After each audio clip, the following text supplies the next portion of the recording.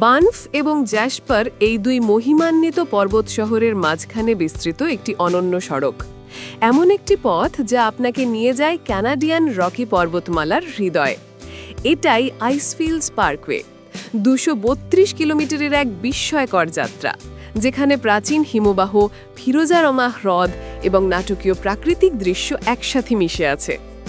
ভোরের আলো ফুটতেই এই পার্কওয়ে জেগে ওঠে। স্বচ্ছ জলরাশিতে প্রতিফলিত হয় তুষার ঢাকা পর্বত, আর পাহাড়ি বাতাসে ভেসে আসে পাইন গাছের সুবাস। আমাদের যাত্রা শুরু বো লেক থেকে, যা বো গ্লেসিয়ারের পানি পায় এবং একসময় এই অঞ্চলের অভিযাত্রীদের জন্য ছিল অত্যন্ত গুরুত্বপূর্ণ পথচিহ্ন।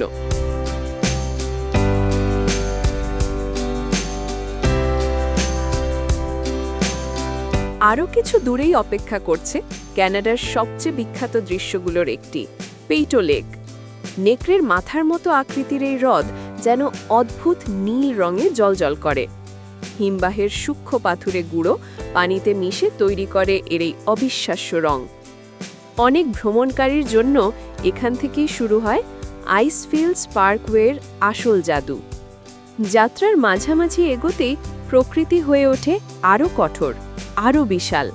আমরা পৌঁছে যাই কোলাম্বিয়া আইসফিল্ডে, আর্কটিক বৃত্তের দক্ষিণে সবচেয়ে বড় বরফের সমাগমগুলোর একটি।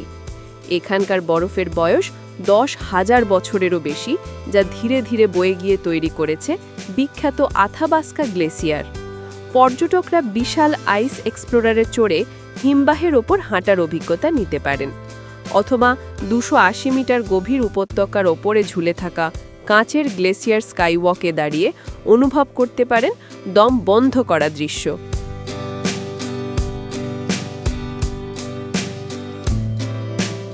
আইসফিল্ডস পার্কওয়ে শুধু পর্বত হিমবাহের গল্প নয়।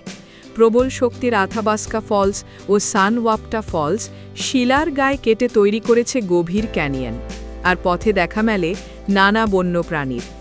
রাস্তার ধারে অবসর ভঙ্গিতে ঘাস খায় এল্ক, স্প্রুস ও পাইন বনের ভেতর হেঁটে যায় কালো ভালুক, আর ভাগ্য ভালো হলে চোখে পড়ে পাহাড়ের খাড়া দেয়াল বেয়ে উঠতে থাকা পাহাড়ি ছাগল। যখন রাস্তা জ্যাসপারের দিকে এগোয়, আকাশ রাঙা হয়ে ওঠে সোনালি আর লালচে আলোর মিশেলে। আইসফিল্ডস পার্কওয়ে কেবল একটি সড়ক নয়, এটি সময়ের ভেতর দিয়ে এক যাত্রা, ভূতাত্ত্বিক ইতিহাসের ভ্রমণ এবং পৃথিবীর সবচেয়ে অপূর্ব দৃশ্যাবলীর সাক্ষাৎকার। একটি পথ যা আমাদের মনে করিয়ে দেয় আমরা কত ক্ষুদ্র আর প্রকৃতি কত মহিমান্বিত। CTC travel Canada.